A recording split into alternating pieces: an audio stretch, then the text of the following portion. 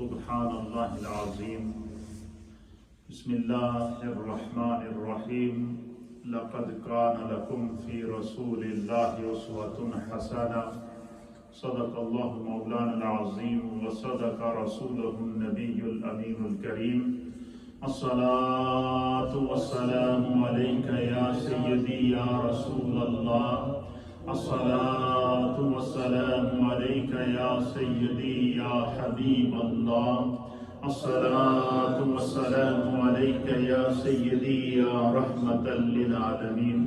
حضرات محترم، ہماری ہفتہ وار مجلس ذکر و دعا جو خصوصی مجالس میلاد چل رہی ہیں، اللہ کے فضل و احسان سے آپ نے دیکھا ہر سال سے بڑھ کر اس سال روئے زمین کے اوپر 12 ربیع الاول شریف کو ہمارے پیارے آقا و مولا جناب سید العالمین محمد الرسول اللہ صلی اللہ تعالی علیہ وآلہ وسلم کی میلاد پاک کی مجالس کو جلوسوں کی شکل میں، اجتماعات کی شکل میں اور درود و سلام کے گجروں اور تحفوں کی شکل میں کائنات عالم میں پیش کیا گیا۔ اس کی وجہ یہ ہے کہ اللہ تعالیٰ نے قرآن حکیم فرقان مجید میں ارشاد فرمایا سورہ والضحیٰ کے اندر نبی علیہ الصلوۃ والسلام کی شان کو بیان کرتے ہوئے، آپ کی عظمت کو بیان کرتے ہوئے، آپ کے مرتبے کو بیان کرتے ہوئے کہ وَلَلْآخِرَةُ خَيْرٌ لَكَ مِنَ الْأُولَىٰ، کہ حبیب کریم آپ کی زندگی یا آپ کے دور نبوت کے اندر ہر آنے والی جو گھڑی ہے وہ آپ کی گزری ہوئی گھڑی سے بلند ہے، بالا ہے، عظمت اور رفعت اللہ تعالیٰ نے اس کو عطا فرمائی۔ علماء اور محدثین نے لکھا ہے کہ اللہ تعالیٰ نے قرآن حکیم فرقان مجید میں والعصر، زمانے کی قسم کھا کر یہ فرما دیا کہ اب قیامت تک زمانہ مصطفیٰ کریم کا ہے۔ کیا ہے؟ قیامت تک زمانہ کس کا ہے؟ مصطفیٰ کریم صلی اللہ تعالیٰ علیہ وآلہ وسلم کا ہے۔ اب قیامت تک زمانہ جتنی ترقی کرے گا وہ ترقی نیچے رہ جائے گی، مقام مصطفیٰ اوپر ہوگا۔ قیامت تک زمانہ جتنی عظمتوں اور رفعتوں کے آسمانوں کو چھوئے گا، وہ ساری عظمتیں، ساری رفعتیں، سارے مقامات وہ نیچے رہ جائیں گے، اور ہمارے آقا علیہ الصلوۃ والسلام کا مقام اس سے بلند ہوگا، اس سے بالا ہوگا، اس سے برتر ہوگا۔ کیوں؟ اس کی وجہ یہ ہے کہ اللہ تعالیٰ نے محبوب علیہ الصلوۃ والسلام قیامت تک کے لیے زمانے کو مصطفیٰ کے تابع کر دیا۔ یہ دوسرا قرآن حکیم فرقان مجید میں اللہ تعالیٰ نے دوسرے مقام پر نبی علیہ الصلوۃ والسلام کی عظمت اور رفعت کو بیان کرتے ہوئے فرما دیا کہ الیوم اکملت لکم دینکم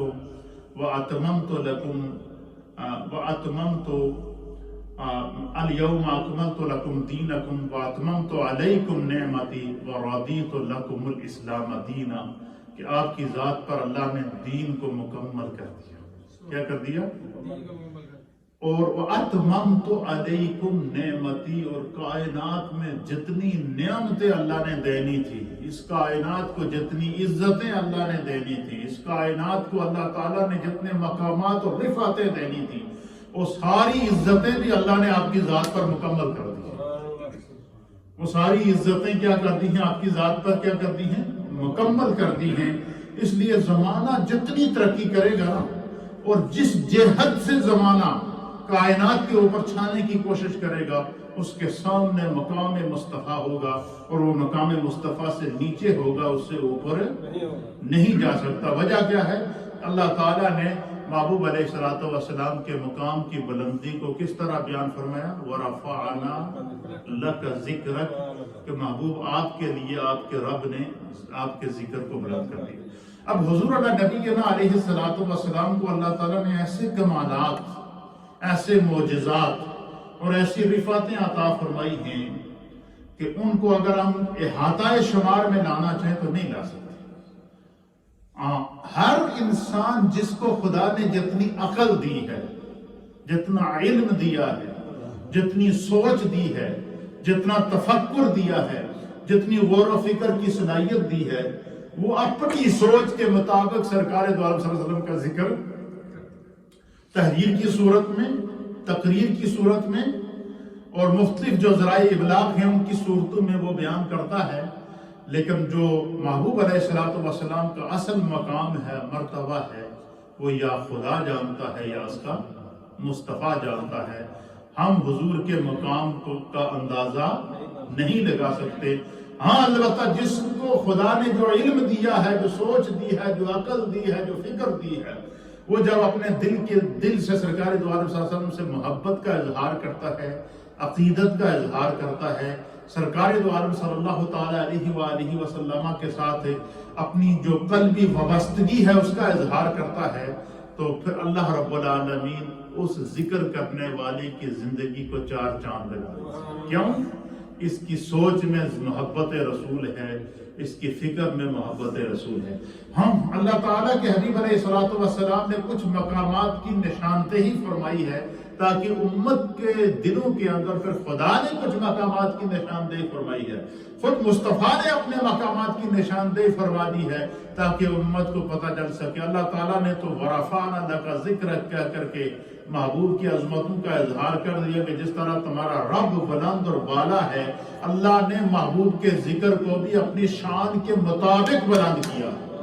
دنیا کا کوئی علم اس کا احاطہ نہیں کر سکتا، دنیا کا کوئی فلسفی اس کا احاطہ نہیں کر سکتا، دنیا کا کوئی مفسر اس کا احاطہ نہیں کر سکتا، دنیا کا کوئی محدث اس کا احاطہ نہیں کر سکتا، دنیا کا کوئی بڑے سے بڑا مقرر اس کا احاطہ نہیں کر سکتا۔ کیوں؟ کہ اللہ نے جس کے ذکر کو بلند کیا ہے، اللہ نے اپنی شان کے مطابق محبوب کے ذکر کو بلند کیا ہے۔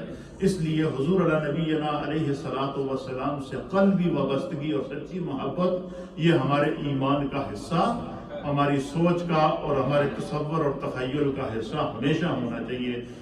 بس یہ دعا کریں کہ ہماری سانس بھی محبت رسول میں نکلے اور ہماری جو سانس اندر جائے وہ بھی محبت رسول میں جائے، اور جو اندر سے باہر سانس آئے وہ بھی محبت رسول کے نور سے منور ہو۔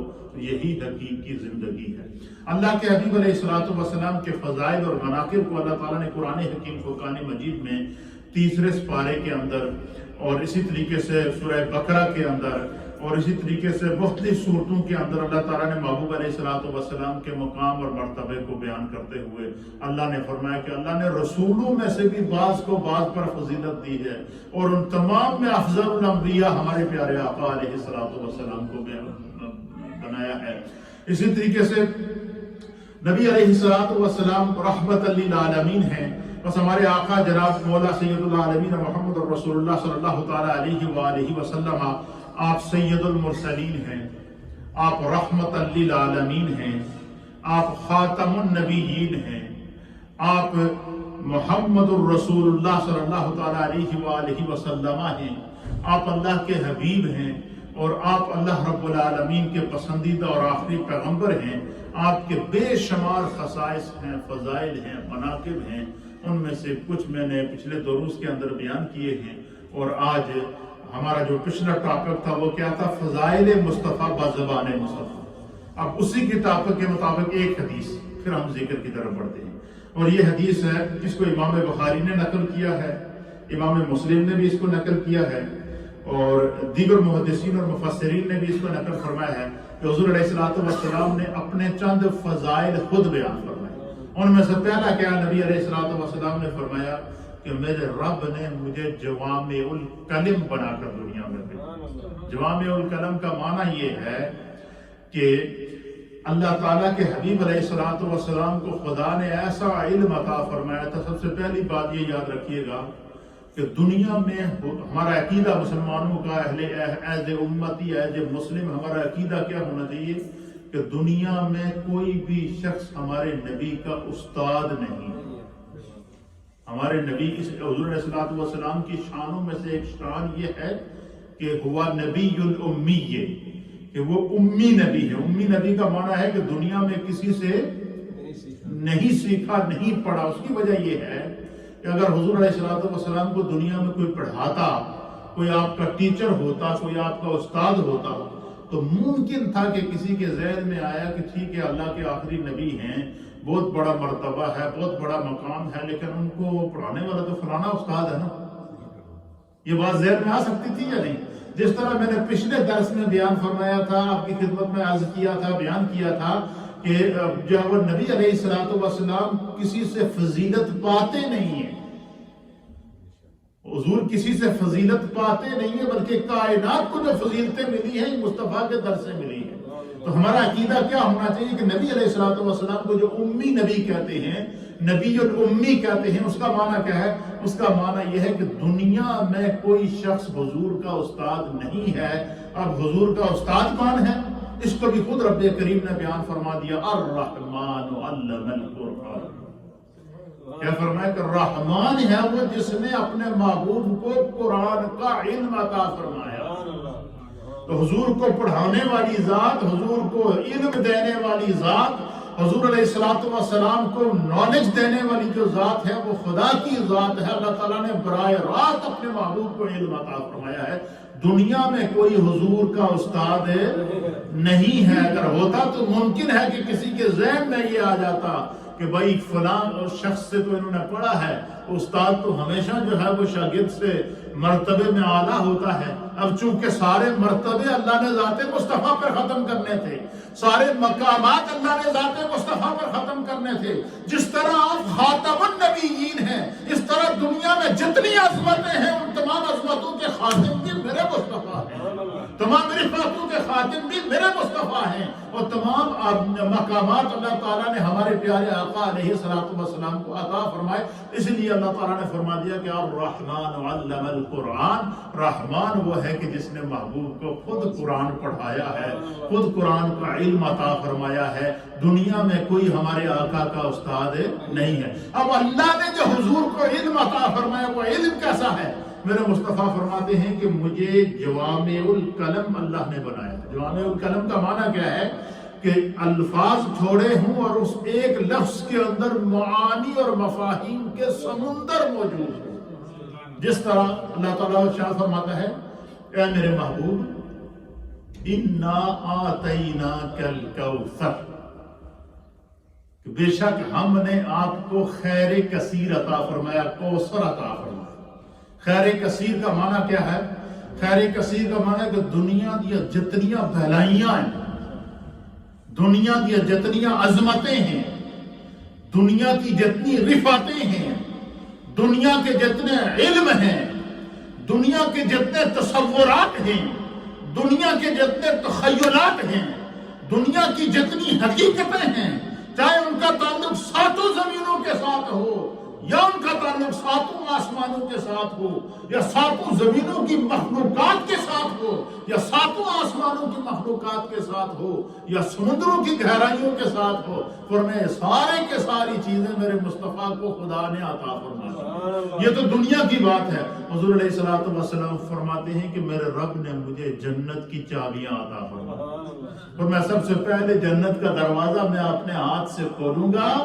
سب سے پہلے میں خود جنت کے اندر جاؤں گا اور میرے اذن سے جنت کا دروازہ کھلے گا، جنت کی چابیاں بھی. پھر ایک روایت کے مطابق خود حضور فرماتے ہیں کہ میرے رب نے ساتوں زمینوں اور ساتوں آسمانوں کے اندر جو اس کی قدرت کے خزانے چھپے ہوئے ہیں، یعنی دنیا کے اندر جگہ سونا بھی یہی زمین نکالتی ہے نا، چاندی بھی یہی زمین نکالتی ہے، تانبا بھی یہی زمین نکالتی ہے، لوہا بھی یہی زمین نکالتی ہے، اور دنیا کا جو نظام چل رہا ہے وہ سارا اسی زمین سے پیدا ہوتا ہے، اور یہیں سے جو تیل بھی اسی زمین سے نکل رہا ہے، اور اسی زمین سے نکلنے ہوئے خزانوں کے اوپر آج بڑے بڑے امیر ملک ہیں جو دنیا کے اندر حکومتیں کرتے پھر رہے ہیں، جو اپنے ملک کو تو چلا ہی رہے ہیں، وہ دوسرے پوری دنیا. اب مجھے بتائیں کہ عرب کی جو سرزمین ہے اس سے تیل نکلتا ہے، اور عرب کی سرزمین سے نکلنے والا تیل پوری دنیا کے اندر،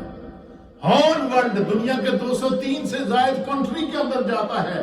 اسی تیل سے گاڑیاں چلتی ہیں پورے دنیا کی، اسی تیل سے جہاز چلتے ہیں پوری دنیا کے، اسی تیل سے سیارے چلتے ہیں، اسی تیل سے پوری دنیا کا جو ہے وہ نظام معیشت چل رہا ہے. یہ سارے خزانہ ہیں. اب مجھے بتائیں کہ دنیا کے 203 جو کنٹری ہیں، ہر ملک کا اپنا اکانومی موجود ہے یا نہیں ہے؟ ہر ملک کا اپنا بینک آف اسٹیٹ بینک موجود ہے یا نہیں ہے؟ آپ امریکہ کا اسٹیٹ بینک لے لیں، آپ یو کے کا اسٹیٹ بینک لے لیں، آپ کینیڈا کا اسٹیٹ بینک لے لیں، آپ پاکستان، انڈیا اور افغانستان کا اسٹیٹ بینک لے لیں، یا دنیا کی جو 203 سے زائد کنٹری اس وقت ہال ورلڈ موجود ہیں، چاہے وہ مسلم کنٹری ہوں یا غیر مسلم کنٹری ہوں، ان تمام کے آپ اسٹیٹ بینکس لے لیں اور ان تمام ممالک کے آپ جو سالانہ جو اخراجات ہیں ان کو آپ لے لیں، اور ان تمام دنیا کے ملکوں کے اندر موجود جو بینک ہیں ان کے اندر موجود جو دولت ہے اس کو بھی آپ جمع کر لیں، تو اس کا نتیجہ یہی نکلے گا کہ یہ ساری دولت اسی زمین نے پیدا کی ہے یا نہیں کی ہے؟ اسی زمین نے پیدا کی ہے. حضور فرماتے ہیں کہ اللہ تعالیٰ نے مجھے 7 زمینوں اور 7 آسمانوں کے اندر جو موجود خزانے ہیں ان تمام خزانوں کی چابیاں بھی اللہ نے مجھے عطا فرمائی ہیں. یہ مقام ہے ہمارے پیارے آقا علیہ السلام کا، یہ عظمت ہے ہمارے پیارے آقا علیہ السلام کا. اسی طریقے سے جس طرح اللہ تعالیٰ نے کائنات کے خزانوں کا مالک میرے مصطفیٰ کو بنایا ہے، جس طرح اللہ تعالیٰ نے 7 آسمانوں کا مالک میرے مصطفیٰ کو بنایا ہے، جس طرح اللہ تعالیٰ نے 7 زمینوں کا مالک میرے مصطفیٰ کو بنایا ہے. اور حضور فرماتے جب اینڈ آف دا ورلڈ ہوگا اور میدان حشر لگے گا، حضور فرماتے اس حشر کے میدان کا مالک بھی خدا نے مجھے بنایا ہے. کیوں؟ وہاں پر بھی شفاعت کبریٰ ہوگی، وہاں پر بھی مقام محمود لگے گا، اس مقام محمود پر نورانی ممبر لگے گا، اس نورانی ممبر کے اوپر پیارے آقا علیہ السلام کی جو ہے وہ تشریف آوری ہوگی. اور حضور فرماتے ہیں کہ پھر محشر، اس لیے اعلیٰ حضرت نے بھی اس طرح اشارہ دیا کہ محشر کا میدان لگانے کا مقصد یہی ہے کہ اللہ تعالیٰ نبی کے مقام کو دکھائے گا، آپ کی عظمت کو دکھائے گا. تو جس طرح کائنات کے خزانوں کے حضور مالک، رفعتوں کے مالک، عظمتوں کے مالک، اور 7 آسمانوں اور جنت کے بھی مالک، اور 8 جنتوں کے آپ مالک ہیں، اور آپ کے علم سے جنتیں کھلیں گی. اسی طریقے سے حضور علیہ السلام فرماتے ہیں کہ میرے رب نے جو مجھے علم عطا فرمایا ہے اس کی ایک حقیقت کیا ہے کہ میرے رب نے مجھے جوامع الکلم بنایا ہے. کیا بنایا ہے؟ جوامع الکلم کا معنی یہ ہے کہ حضور فرماتے ہیں کہ الفاظ تھوڑے ہوں، ایک لفظ صرف ایک ہو، لیکن اس ایک لفظ کے اندر معانی کے سمندر موجود ہوں. اس ایک لفظ کے معانی کی گہرائی کا یہ عالم ہو کہ دنیا کے سارے سمندروں کو جمع کر دیں، ان کی گہرائی تھوڑی ہے، میرے مصطفیٰ کے الفاظ کی معانی کی گہرائی زیادہ ہے. پوری 7 زمینوں کو پھیلا کر اگر ان کا طول اور عرض، ان کی لمبائی اور چوڑائی بنا دی جائے، فرمایا میرے مصطفیٰ کریم کی زبان سے نکلے ہوئے الفاظ کے اندر اللہ رب العالمین نے کیا کیا ہوا ہے؟ اللہ تعالیٰ نے ان کے اندر معانی کی وسعت رکھی ہے. فرمایا کہ مجھے جوامع الکلم بنایا ہے. کیا مطلب ہے؟ کہ یعنی معانی کے سمندر کو ایک جملے میں سمانے کا ملکہ خدا نے مجھ مصطفیٰ کو عطا فرمایا ہے، جس کو ہماری اردو زبان کے اندر کیا کہتے ہیں کہ فلاں نے دریا کو کوزے میں بند کر دیا. کیا کہتے ہیں؟ فلاں نے دریا کو کوزے میں بند کر دیا. کیا مطلب ہے کہ دو الفاظ ہی گالی ختم کر گیا، 2 الفاظ میں سب کچھ سمجھا دیا. تو اللہ کے جو ہے وہ حبیب علیہ السلام فرماتے ہیں کہ میرے رب نے مجھے ایسا علم عطا فرمایا ہے کہ الفاظ تو تھوڑے ہوتے ہیں لیکن اس میں معانی کے سمندر ہوتی ہیں، اس میں معانی کی وسعتیں ہوتی ہیں، اس میں معانی کی بلندیاں ہوتی ہیں. دنیا کا کوئی علم مصطفیٰ کو محیط نہیں ہو سکتا. کائنات کے سارے نالج، کائنات کے سارے محققین، کائنات کے سارے سائنسدان، کائنات کے سارے ریسرچر، ان کو جو علم ہے یہ میرے مصطفیٰ کے علم کی خیرات ہے. یہ ایک جھلک ہے میرے مصطفیٰ کریم کے علم کی. تو حضور نے پہلی فضیلت اپنی کو کیا بیان فرمایا؟ حضور علیہ السلام نے فرمایا کہ جو ہے وہ مجھے جوامع الکلم بنایا. اور دوسری فضیلت سرکار دو عالم صلی اللہ علیہ وسلم نے فرمایا کہ اللہ تعالیٰ نے میری شخصیت کے اندر ایسا روب رکھا ہے. فرمایا کہ اللہ نے میری شخصیت کو روبدار، ذی وجاہت بنایا ہے. دشمنوں پر 1 ماہ کی مسافت سے میرا روب طاری ہو جاتا ہے. یعنی اللہ تعالیٰ نے حضور علیہ السلام کو ایسا وجیح چہر عطا فرمایا تھا، ایسی وجاہت عطا فرمائی تھی، ایسا رعب عطا فرمایا تھا. فرمایا 2 ماہ کی مسافت کے اوپر بھی، 1 ماہ کی مسافت کے اوپر بھی اگر دشمن موجود ہوگا، اس کو صرف اتنا علم ہو جائے کہ رسول اللہ آ رہے ہیں تو اس کے اوپر رعب طاری ہو جائے گا. کیوں؟ کہ یہ تو ایک اللہ نے ولی کے مقام کو بیان فرماتے ہوئے کیا فرمایا کہ الا ان اولیاء اللہ لا خوف علیہم ولا هم یحزنون، کہ اگر ولی کا یہ عالم ہے کہ وہ کائنات کے اندر اس کے اوپر کوئی رعب طاری نہیں ہو سکتا، تو مجھے بتائیں نبی کے مقام کا کیا عالم ہوگا، اور پھر نبیوں کے نبی کے مقام کا کیا عالم ہوگا، امام الانبیاء کی عظمتوں کا کیا عالم ہوگا، محمد مصطفیٰ کی عظمتوں کا کیا عالم ہوگا. یہ دوسری فضیلت حضور نے فرمائی.